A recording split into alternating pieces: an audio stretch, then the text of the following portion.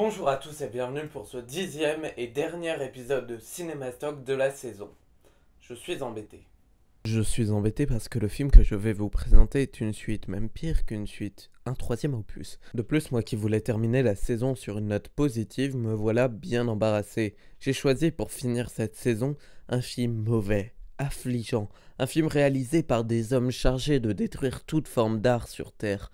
Pour cela, ils s'y sont mis à deux. Et on les a aidés puisque Astérix aux Jeux Olympiques a obtenu le plus grand budget de l'histoire du cinéma français jusqu'à Valérian de Besson, s'élevant à près de 78 millions d'euros.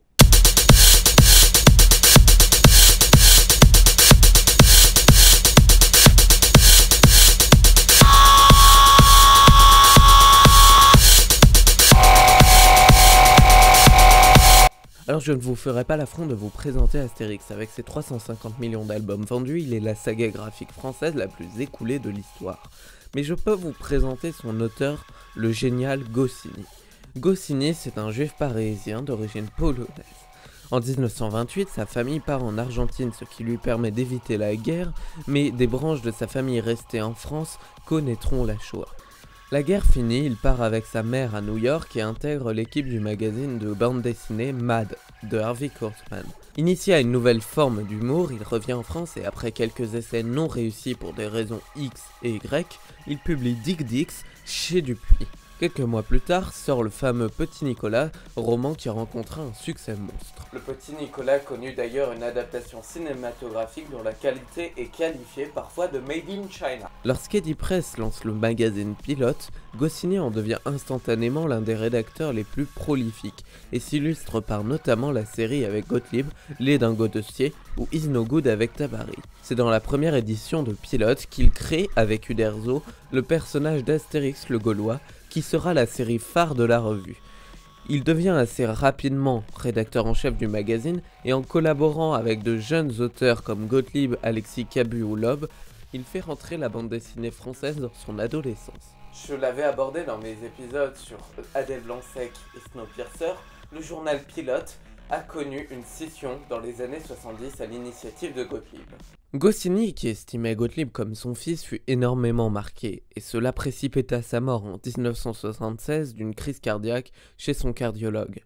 Uderzo reprendra seul la saga, et bien que désirant faire au mieux, l'esprit d'Astérix ne sera plus au rendez-vous. Fini les références au cinéma classique, fini l'humour décalé entre le franchouillard et le comics.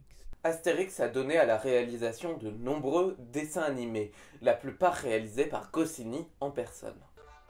Encore en 2014, Alexandre Astier mettait en scène Astérix au domaine des dieux.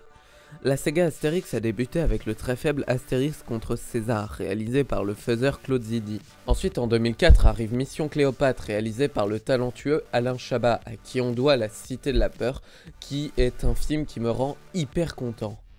Astérix aux Jeux Olympiques, ou Astérix 3, est réalisé par un duo, Frédéric Forestier et Thomas Langman, dont je ne vous présenterai pas les biographies car inintéressantes.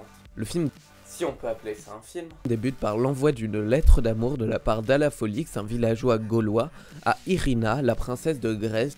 Mais Brutus, le fils de César, désire lui aussi se marier avec la princesse et lui déclame du Peter et Sloane. Besoin de rien, envie de toi, comme jamais envie de personne.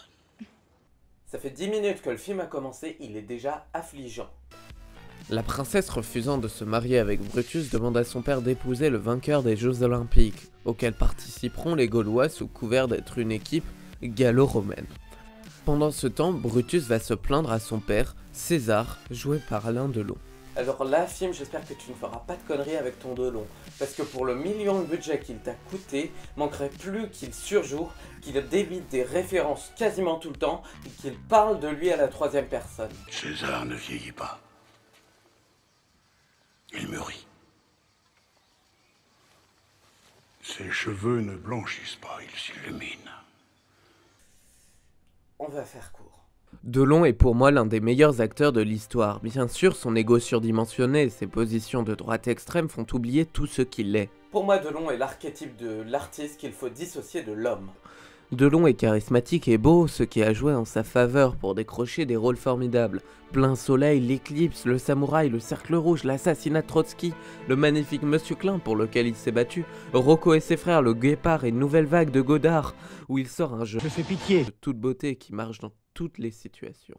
Alors Alain, tu penses quoi de ta performance dans Astérix 3 ? Je fais pitié. Beau, badass, boxeur, amoureux, bourgeois, arrogant et malheureux, il fut un caméléon de cinéma. Il faut retenir que par exemple, il a joué avec 3 communistes reconnus, Visconti, Antonioni et Lozzi, Lozzi étant victime du macartisme. Il a interprété un Rome dans Le Gitan, mais oui, ses positions politiques actuelles où il soutient les Le Pen, Boutin et Morano, en rajoutant ses propos homophobes et qu'il soit à la tête du jury Miss France, tue Delon. Et ce film l'enterre. Bref, je vous ferai un épisode de Cinématop sur un de ces films, par exemple Monsieur Klein, ça en vaut la peine. Mais là, retournons à cette merde. Brutus essaie d'empoisonner son père qui fera goûter la mixture à son guépard. Il y avait un guépard de trop dans cette pièce. Brutus ira alors chez un sorcier, Dr Mabus, référence au film de Fritz Lang, 1 milliard de fois mieux que ce film. Puis il ne se passera pas grand chose pendant tout le reste du film, tout le monde se rendra à Olympie, Brutus trichera sans arrêt achetant les juges sportifs, Astérix demandera à César de revoir les Jeux Olympiques, le vainqueur sera alors celui qui remportera la course de chars. Brutus dopera ses chevaux et à la Folix remportera les Jeux et se mariera avec la princesse, et c'est la fin. Même pas, reste un ensemble de sketchs de 20 minutes où ils font revenir Jamel Debbouze et nous balancent à la gueule plein de guests comme Zidane et Tony Parker. Et c'est la vraie fin. Enfin, je ne vous choquerai pas en disant que ce film est mauvais. Il n'est plus question d'adaptation, tout est raté. L'humour tombe à plat et aucune blague ne me fait effet car trop appuyé par la lourdeur du film. Le scénario, lui, ne se résume qu'à l'appropriation d'une princesse par 2 hommes, ce qui relègue la femme au rang d'objet qu'on convoitise. Aucun personnage n'est intéressant, aucun n'a de développement, si bien que l'intrigue n'a pas d'enjeu. La mise en scène est aussi vide que le scénario, aucune prise de risque visuelle. Les réalisateurs ne dépassent pas leur travail d'ouvrier qui exercent une commande. Les acteurs sont tous mauvais, on voit qu'ils ne font que le strict nécessaire pour toucher leur chèque. On pourrait se demander où est passé le budget des effets spéciaux, tant les reconstitutions des palais sont faibles. Pour le film français le plus cher, on peut se demander pourquoi les palais ressemblent aux modélisations 3D d'un clip du Wu-Tang Clan. Oui, j'avais envie de placer le Wu-Tang Clan quelque part.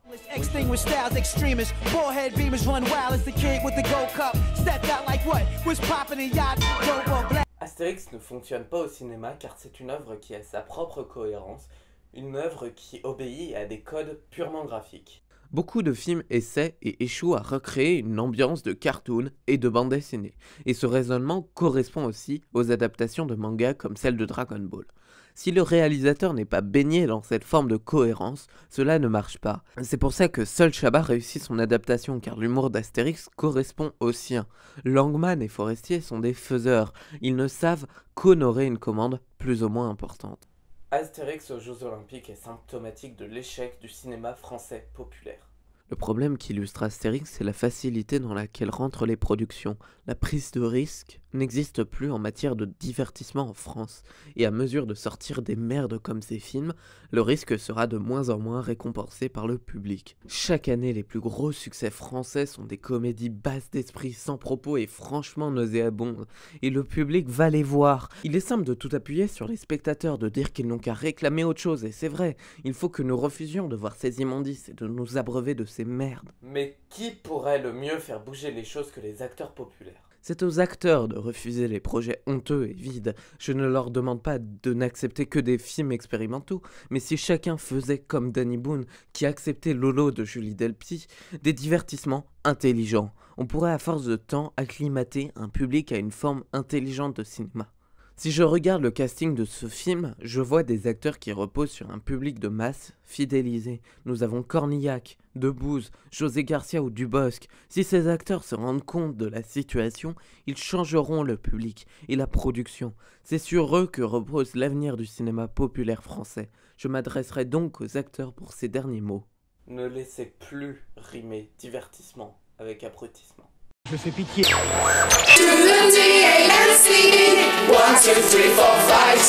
Stick to the B-E-A-T, get ready to ignite. You were such a BYT, catching on.